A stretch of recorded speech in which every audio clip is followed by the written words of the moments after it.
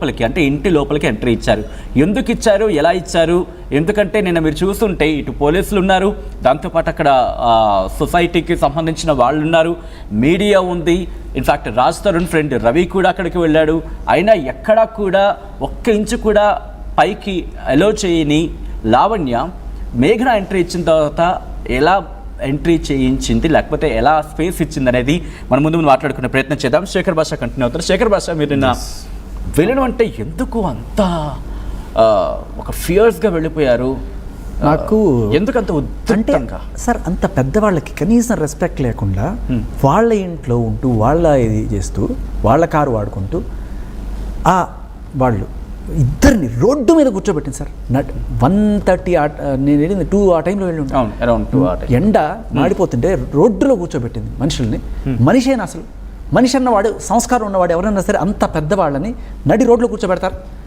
లావణ్య వాళ్ళ ఫాదర్ కూడా అక్కడ ఉన్నారు, ఆయనతో మీరు మాట్లాడారు. ఎందుకు ఆయన మీద కూడా మీరు చాలా అటాకింగ్ గా మాట్లాడిన పరిస్థితి? ఆయనతో అసలు ఇంట్రెస్టింగ్ గా అక్కడ నేను కాన్వర్సేషన్ జరుగుతున్నప్పుడు ఎవరి మాట వినాలి? ఎందుకంటే మీరు మాట్లాడుతున్నారు, ఆయన మాట్లాడుతున్నారు, ఎక్కడ కాంటాక్ట్స్ అందటం నేను ఎక్కడ నేను మాట్లాడితే ఎక్కడ ప్రాబ్లం అవుతుందో ఆయన ఊరికే వచ్చి మధ్యలో ఇంటర్ఫీర్ అవుతున్నాడు. నేను మర్డర్లు చేశానంట, మానభంగాలు చేశానంట, డ్రగ్స్ స్మగ్లింగ్ చేశానంట, ఒక్కొక్కరి దగ్గర 100 తీసుకున్నానంటే ఆయన నోటుకొచ్చి ఏవో మాట్లాడుతుంటాడు. అప్పుడు నేను చెప్పాను, నీ బాగోతం ఎవరికి తెలీదు, అసలు ఇస్నాపూర్లో నువ్వేం చేస్తావో తెలుసు, గ్యాస్ బండలన్నీ కొనుక్కొచ్చి బ్లాక్లో అమ్ముకోవడము, దొంగసారా అమ్ముకోవడము, ఇవన్నీ కూడా ఆ ఊళ్ళో చెప్పిన వాళ్ళు అని చెప్పి అప్పుడు ఆయనకి నేను రిటార్ట్ ఇచ్చాను. అసలు ఆయన పట్టించుకోవాల్సిన అవసరం లేదు నాకు. బట్ ఆయనతో మాట్లాడే ప్రయత్నం చేశారా? పోనీ లావణ్య అంటే మీరు అన్నట్టుగా పోనీ డిస్టర్బ్డ్గా ఉందో, లేకపోతే reasons what ever it maybe, ఒక ఫాదర్గా ఉన్నారు, తను కూడా ఆ మాట అంది, మా నాన్న వేసే ఉంటుంది వాళ్ళకు కూడా, నేను ఎలా ట్రీట్ చేస్తాను, వాళ్ళు అలా ఎందుకు నా మీద అటాకింగ్ కాబట్టి నేను వాళ్ళ పక్కన పెట్టానంటూ. ఆవిడ మీద అటాక్ చేసినట్టు ఒక్క విజువల్ అయినా చూపించారా? ఆవిడ ఇంటికి లోపలికి తలుపేసుకొని ఆవిడన్నీ పగలు కొట్టేసుకొని ఫోన్ చేస్తుంది. ఎందుకు చేయాలి? మీకు తెలీదా? మీకు ఇంతకు ముందు ఒక కాల్ రికార్డింగ్ మనం అందరూ ప్లే చేసాం. మీ కాల్ నేను మళ్ళీ ప్లే చేసి వినిపిస్తాను. పచ్చి బూతులు తిట్టుతున్న ఆ కాల్ రికార్డింగ్లో తిడుతుంది, రాజధాని కొడతా ఉంటాడు, రాజధాని నన్ను కొట్టద్దు అంటుంటాడు, పని చెప్తాను పట అని చెప్పి ఏమి దొరికితే కొట్టేస్తూ ఒక పక్క రాజధాని తల పగిలి రక్తం వస్తుందంట. ఈవిడ పోలీస్ స్టేషన్కి ఫోన్ చేస్తుంది. ఇంకో పక్క 100కి ఫోన్ చేసి అప్పటిదాకా ఉన్న ఈ బూతులు ఈ కోపంతో మరి సడన్గా కాన్షియస్లోకి వచ్చేస్తుంది. సార్, నేను లావణ్య మాట్లాడుతున్నాను సార్, ఆ పావుని బోల్వాడి నుంచి మాట్లాడుతున్నాను, మీరు అర్జెంటుగా రావాలి సార్. 100కి డయల్ చేసి వెంటనే.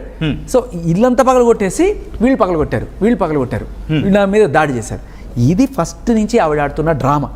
సో నిజానికి మీరు అన్నట్టుగా ఒకవేళ అప్పుడంటే రాజ్ ఉన్నాడు, రాజ్ కాంటాక్ట్స్లో తన డ్రామా అనే కాంటాక్ట్స్లో తీసుకున్నప్పుడు, ఇప్పుడు ఎప్పుడైతే రాజ్ లేడు కదా, వచ్చింది పేరెంట్స్, ఇంట్లోకి ఎలా వచ్చేమని అడిగారు, పంపించినంది. కానీ ఎందుకు అంత హై డ్రామా? ఇంట్లోకి పంపించకుండా ఉండడానికి రీజన్ కావాలి కదా. ఓకే, అంటే నా మీద అటాక్ చేసేసారు. ఇప్పుడు నువ్వు ఇంటికి రావాలంటే భయపడాలంటే నేనేం చేయాలి? నీ మీద కేసు పెట్టాలి. కేసు పెడితే నువ్వు పుంజా తెచ్చుకు పరిగెడతావు. కేసు పెట్టాలంటే ఏం చేయాలి? ఏదో ఒక అల్లరి జరగదు. నన్ను కొట్టేశారు, నన్ను చంపేశారు. ఇప్పుడు వాళ్ళేంటి, ముసలి వాళ్ళు ఏమీ చేయలేరు బేసికలీ. వాళ్ళ మీద వీళ్ళు నన్ను చంపడానికి వచ్చేసారన్నా ఎవడు నమ్మడు. అందుకని ఏం చేయాలి? వాళ్ళు ఒక గూండాలను వేసుకొచ్చారు. వాళ్ళని దాంట్లో లేడీస్ ఉన్నారు, జెంట్స్ ఉన్నారు, ఒక ఐ థింక్ ట్రాన్స్జెండర్స్, ఏనమండు గ్రంథమందో ఉన్నారు. అవన్నీ లేదు, నేను